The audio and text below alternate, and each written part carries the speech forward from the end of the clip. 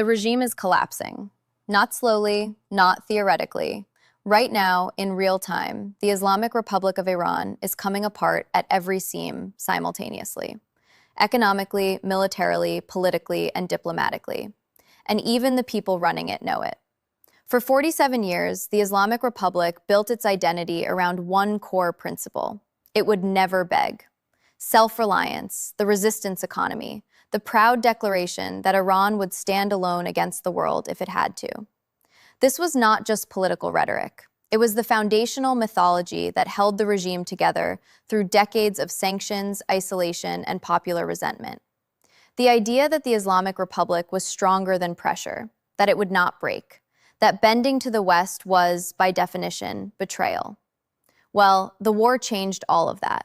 And this week, we got the clearest proof yet of how deeply and how rapidly that mythology is dissolving. Iran's foreign minister, Abbas Araghchi, flew to St. Petersburg, Russia on April 27, 2026, to sit across a table from Vladimir Putin. The same Vladimir Putin who cannot protect his own refineries from Ukrainian drone strikes, who has spent 3 years fighting a war he cannot decisively win, who has his own economy strangled by Western sanctions. That is the man Iran is going to for help. Let that image settle for a moment. This is not the behavior of a regime that believes it is winning. This is not the posture of a government operating from a position of strength. This is the emergency visit of a foreign minister whose country has run out of options and is calling in every favor it has left. Welcome to States News. If you are watching us for the first time, subscribe right now and turn on notifications.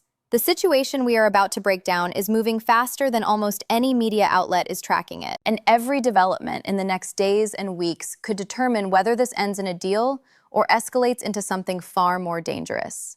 Hit subscribe. Let's go. Let us start with what President Trump said publicly, because this framing matters. Posting on his Truth Social platform on April 27th, Trump stated, and we are quoting directly, "Iran has informed us that they are in a state of collapse.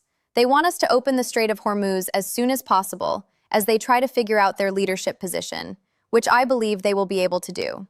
Now, that framing is deliberately loose on the details, and there are important nuances we need to unpack throughout this video. But the core signal is real. Iran privately communicated to Washington that it is in a state of collapse, and it wants relief. Fast. The first pressure point is economic, and the numbers are devastating. The U.S. naval blockade of Iranian ports began on April 13, 2026, after the Islamabad talks failed to produce a peace agreement. Since that date, according to commodity analytics firm Kepler, one of the world's leading data providers for global oil markets, whose research is relied upon by major international energy companies, Iranian crude oil exports have collapsed by approximately 70%. Before the blockade, Iran was exporting an average of 1.85 million barrels per day. That figure, as Bloomberg reported on April 28th, citing Kepler's analysis, has now fallen to around 567,000 barrels per day, with only 5 tracked cargo movements recorded in the 2 weeks since the blockade took hold. And the blockade is a double hammer blow. Iran is not just losing export revenue, it is also running out of somewhere to put the oil it is producing. As of April 20th, according to data from the Columbia Center on Global Energy Policy, storage tanks at Karg Island, Iran's primary crude export terminal, the hub through which the overwhelming majority of its oil leaves the country, were approximately 74% full. From April 13th to April 21st, Iran's storage increased by more than 6 million barrels in just 8 days. The storage is filling at a rate that, according to Kepler's analysis, gives Iran between 12 and 22 days of remaining unused capacity before it hits a critical threshold. Here is where it gets truly consequential. When you run out of storage, you cannot just pause. You have to cut production.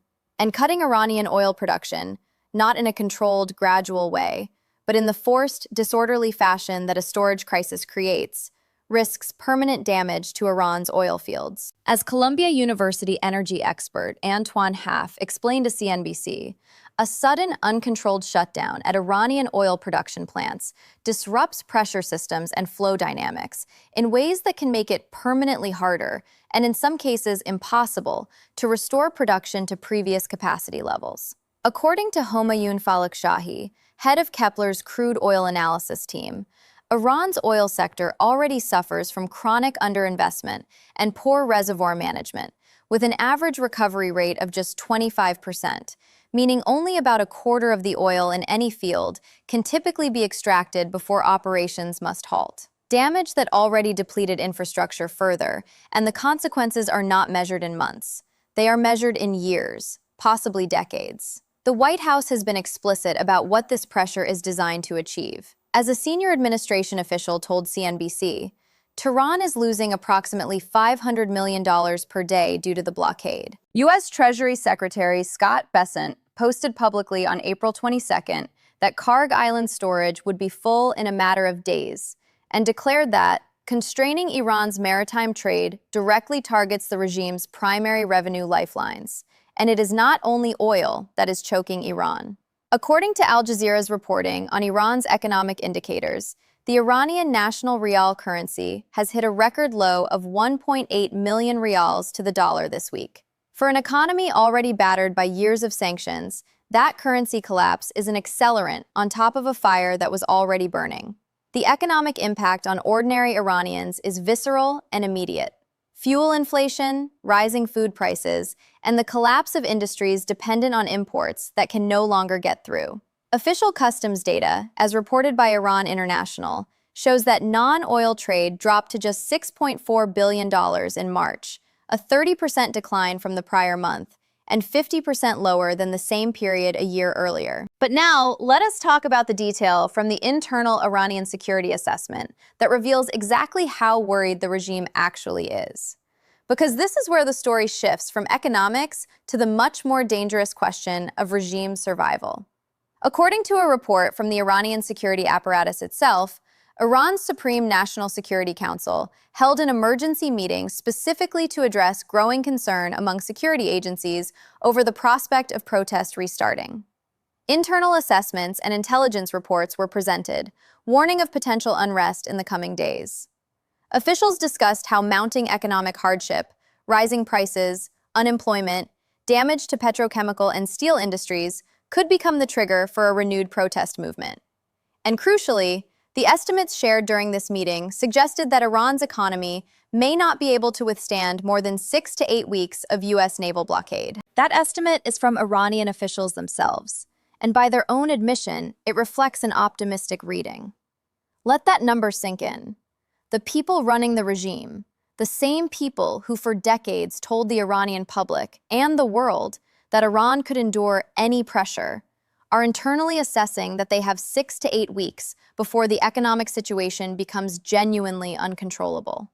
And there is a specific reason the regime is particularly terrified of protest restarting right now. In January 2026, before the war began, Iran experienced protests that, by the regime's own internal accounting, came within days of destabilizing its grip on power. Economic grievances, unemployment, inflation, the gross mismanagement of an oil-rich country by a corrupt and ideologically captured elite drove millions of Iranians into the streets. The regime survived by a margin that left it shaken. A repeat of those protests in the current context of wartime devastation, military humiliation, and economic collapse would be a fundamentally different kind of crisis. Before we go further, make sure you are subscribed to States News and have your notification bell turned on. We are tracking this situation with the depth and continuity that it demands, and the next 24 to 48 hours could bring developments that reshape the entire diplomatic landscape. Subscribe now. Let's continue. There is also the internet shutdown dimension, and this is perhaps the clearest window into the regime's psychology. For more than 60 days now, past the 2-month mark, approximately 99% of Iranians have been unable to access the internet or connect with the outside world. More than 90 million people cut off. According to Iranian security officials themselves, as cited in the Internal Security Meeting report, the shutdown has left roughly 20% of the workforce, primarily those who work in online sectors, effectively unemployed. An additional 2 million jobs in private sectors are at risk from the cascading economic effects of that digital isolation. The regime knows exactly what it is doing and exactly what it costs. It is choosing to sacrifice its own economy, its own productive capacity, and the livelihoods of tens of millions of its own citizens, rather than allow Iranians to communicate freely with each other and with the world, because it knows from experience what happens when Iranians can coordinate. The regime is not afraid of the United States. The regime is afraid of its own people. Now, let us get to the Russian meeting, because what happened in St. Petersburg on April 27th tells us a great deal about both Iran's desperation and Russia's limits. Iranian Foreign Minister Abbas Araghchi arrived in Russia and sat down with Putin at the Boris Yeltsin Presidential Library in St. Petersburg, accompanied by Deputy Foreign Minister Kazem Garibabadi and Iran's ambassador to Moscow.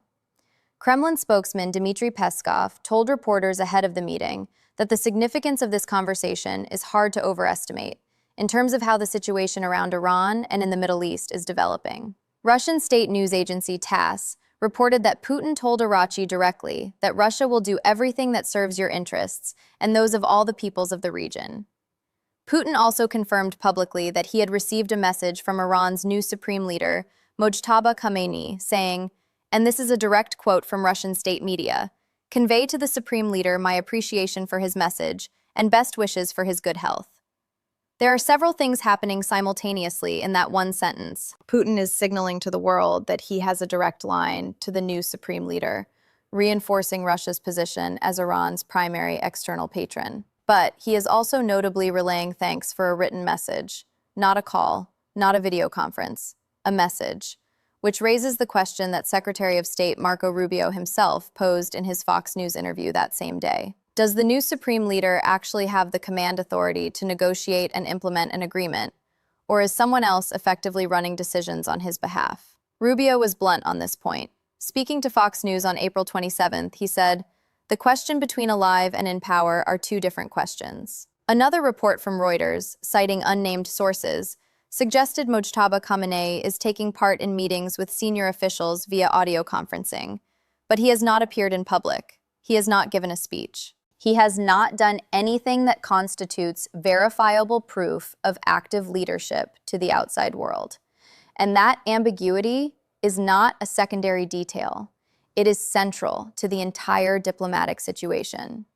Because you cannot sign a deal with a leadership structure that the other side cannot verify. Now, before the Araghchi visit to Russia, Iran itself went out of its way to make an emphatic statement about the purpose of the trip. Iranian state media and Iranian diplomats clarified publicly going into the meeting that the delegation was not going to Russia to ask for charity, which, as any seasoned observer of diplomatic messaging will tell you, is precisely the kind of thing you say when you are absolutely going to Russia to ask for charity. Here is the strategic reality of this Iran-Russia relationship that the meeting in St. Petersburg reveals. When Putin launched his full-scale invasion of Ukraine in February 2022, Iran stepped up in ways that materially mattered. Tehran provided Russia with Shahed suicide drones. It provided ballistic missiles. It sent Iranian engineers to Russia to establish manufacturing facilities that now produce Shahed drones inside Russian territory for the Russian war machine. Iran was a genuine operational partner to Russia at a moment of maximum need. And Iran's expectation, reasonable by the logic of alliance relationships, was that Russia would return that favor when Iran needed it. Russia has not been able to return that favor at the scale Iran needs. Putin is, as the transcript source noted directly, preoccupied with a war in Ukraine that is consuming Russia's military resources, political attention, and economic reserves. Russia did provide what assistance it could. Russian satellites tracking US-based coordinates that were subsequently fed into Iranian drone targeting systems, for instance. But Russian satellites giving targeting data is not the same as Russia providing Iran with the direct military, economic, and diplomatic backing it needs to survive a confrontation with the United States. And Iran knows it, which is why Araghchi was in St. Petersburg, not to celebrate a flourishing alliance, but to pressure a partner that has not delivered and to explore what more is possible. There is also one more detail from the St. Petersburg meeting that deserves its own analysis because it reveals something important about the internal fractures inside the Iranian system. Before the meeting even began, Iranian state media felt compelled to issue a preemptive clarification. The delegation was not going to Russia to ask for charity. Iranian diplomats, the statement insisted, were there to coordinate with a strategic partner. Now, in the history of diplomatic communications, the need to explicitly deny you are begging before a meeting begins is almost universally a sign that you are about to beg. It reflects an internal audience concern as much as an external one. The regime needed to frame this trip for the Iranian public in a way that preserved the mythology of strength and self-reliance, the very mythology that the blockade, the military losses, and the shuttered internet have been eroding for months. From Russia's perspective, the meeting serves a different set of interests. As the Jerusalem Post's analysis noted, Kremlin spokesman Peskov was publicly enthusiastic about Russia's mediating role. Moscow has been positioning itself as potentially useful to both sides, offering what Peskov described as goodwill or mediation services acceptable to both sides. This is a playbook Russia has run before, most famously during the Obama administration's nuclear negotiations, when Russia's appearance of helpfulness toward a US-Iran deal served Moscow's own strategic interests, while buying goodwill with Washington that Russia then used to advance other objectives. The difference now is that the Trump administration is considerably more skeptical of Russian intentions and has far less institutional appetite for the kind of multi-party diplomatic architecture that characterized the original nuclear deal era. Now, back to the diplomacy, because here is where the situation becomes a genuine test of strategic nerve on both sides. Iran submitted a proposal to Washington, the details of which were not officially published by either side, but whose general contours were reported by multiple U.S. outlets, including CNN, NPR, and ABC News. According to those reports, citing sources familiar with the matter, Iran's proposal offers to reopen the Strait of Hormuz in exchange for the United States ending its naval blockade, but would push off nuclear negotiations to a later stage. The nuclear question would be addressed separately after the immediate crisis is resolved.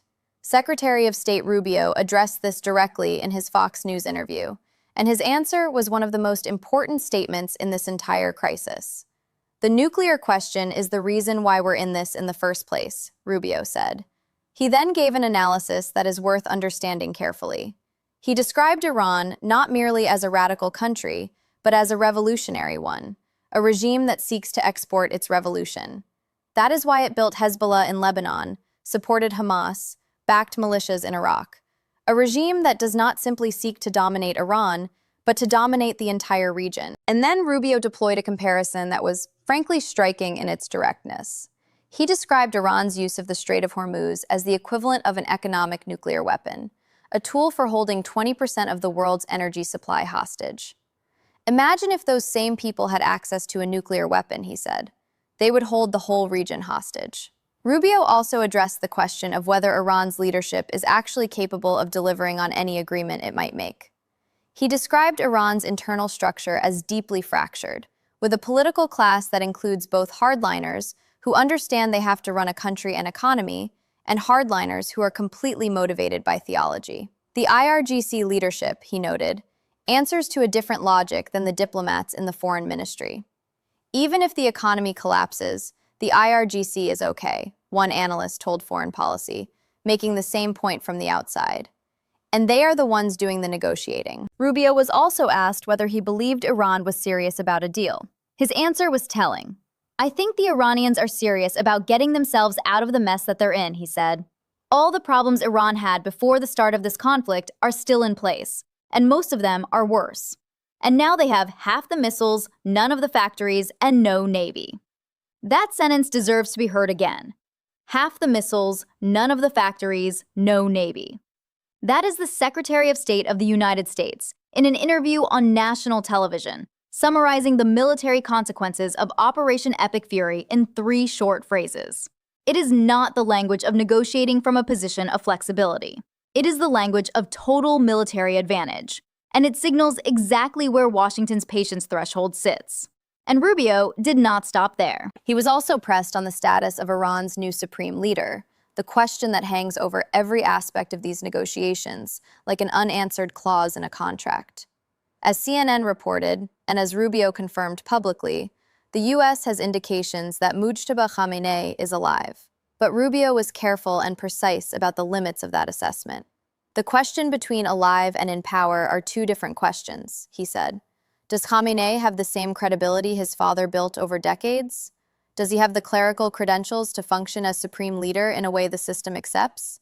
Is he actually making the decisions, or is there someone in his stead effectively controlling the apparatus, making decisions on his behalf?" These are not rhetorical questions. They are operational ones, because any agreement negotiated under one set of Iranian decision-makers needs to survive if and when the internal balance of power shifts. What Rubio is describing carefully, with the measured language of someone who has read the full intelligence picture, is a regime in which the lines of authority are genuinely unclear at the top. The IRGC, Iran's Islamic Revolutionary Guard Corps, has its own command structure, its own resources, its own ideological framework, and its own institutional interests that do not automatically align with what the foreign ministry tells diplomatic counterparts in Islamabad or Muscat. The IRGC is the organization that controls Iran's missile program, its proxy networks, and its naval operations in the Gulf. And the IRGC's tolerance for economic pain may be structurally different from the rest of the Iranian system, because, as one analyst quoted by Foreign Policy put it with clinical directness, even if the economy collapses, the IRGC is okay. They are not dependent on the civilian economy the way ordinary Iranians are. And hardliners, motivated by theology rather than governance, as Rubio described them, do not respond to the same pressure calculus as people who have to run a country. Meanwhile, Vitol CEO Russell Hardy told investors on April 21st that the war will result in the loss of 1 billion barrels of oil production in total, with current losses already at 600 to 700 million barrels. The European Central Bank has postponed planned interest rate reductions and raised its 2026 inflation forecast. Qatar's energy minister, Al-Kabi, has warned that the crisis could drive oil prices to $150 a barrel and gas prices to $40 per million thermal units if the strait remains closed through summer, a scenario that economists are warning could push energy-intensive European economies into technical recession. The cost of this stalemate is not abstract. It is being paid by every person on the planet who fills a fuel tank, pays an electricity bill, or buys food that needed to be transported. Here is the underlying strategic logic that drives the American position. Washington's calculation, as expressed clearly by both Trump and his senior officials, is that Iran's economic runway is shorter than America's political runway. The blockade costs the U.S. nothing in direct military terms. It requires only the sustained deployment of naval assets already present in the Gulf. Every day it continues, Iran's oil storage fills further, its currency weakens further, its internal stability erodes further, and the timeline to forced production cuts shortens. The U.S. perspective, as a White House official told CNBC, is straightforward. We have all the cards. Iran's counter-argument that it can survive 6 to 8 weeks of blockade, that the IRGC's resolve is unaffected by economic pain, that Russia's eventual deeper support might change the equation, is plausible only if you assume the internal situation remains stable. And the regime's own security services are telling their own leadership that stability cannot be assumed. The new Iranian proposal, as Rubio acknowledged to Fox News, was, quote, better than what we thought they were going to submit. That is a careful phrase. It is not yes. It is not the same as acceptable. But it is a signal that the gap between the two sides, while still substantial, has narrowed since the first proposal was rejected. Mediators in Pakistan expect an updated Iranian offer within days.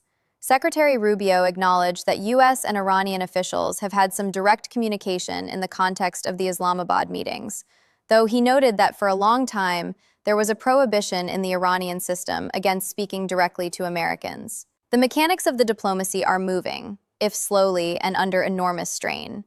The question at the center of everything is one that no satellite image, no commodity data report, and no diplomatic readout can fully answer. Does the IRGC, the real power in Iran, the organization that has continued fighting even as the political leadership signals exhaustion, have a breaking point that economic pressure can reach?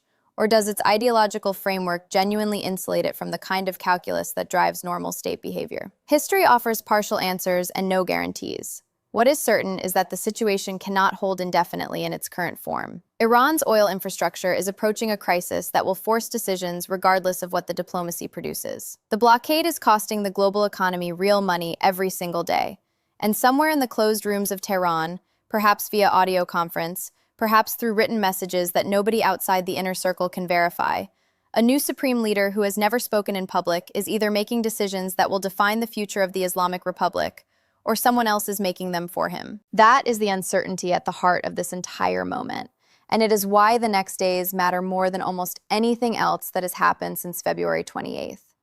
We at States News will track every development as it emerges. The revised Iranian proposal, Washington's response, the oil storage data, the internal situation inside Iran, and whatever comes next from St. Petersburg. This story has not reached its turning point yet, but it is very close to one.